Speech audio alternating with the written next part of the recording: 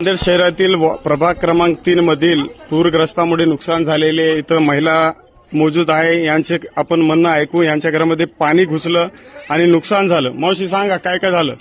आमच्या पलंगावर पाणी आलं, फ्रीज भिजलं, आरमालीत पाणी गेलं, आरमालीतले कपडे भिजले, राशन आता ते सर्वेला टीम आलती तर काय म्हणलेत, कागदपत्र वगैरे सर्वे केलं का तुमचं? सर्वे केले मात्र घेतलंच नाही. घेतलं नाही. तुमच्या घरात पाणी घुसून होतं. सांगा मावशी तुम्हाला काय नाव सांगा.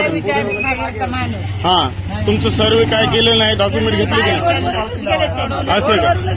असं हे गोविंदनगर भागातील प्रभाग क्रमांक 3 मधील महिलांचं म्हणणं आहे की सर्वे हा झालेला नाही आणि यांचे फॉर्म घेतले नाहीत.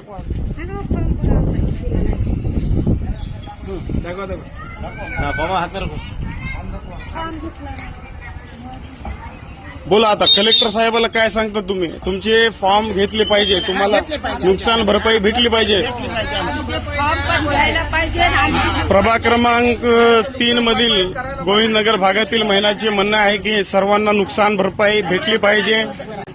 लोकांच्या घरात मोठ्या प्रमाणात अतिवृष्टीमुळे घरात पाणी शिरलं आणि बोला मावशी. आम्हाला की नाही आमच्या घरात पूर्ण भिजलेलं असल्यानं सुद्धा आमच्या दारातूनच गेले ते माणसं, बघायला सुद्धा तयार नाही.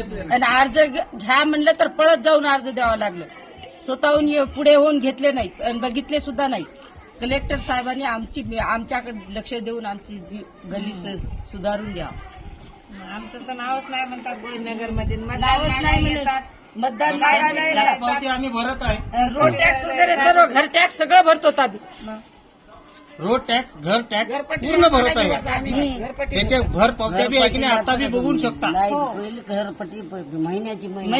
वर्षाची वर्षाला भरतो आम्ही.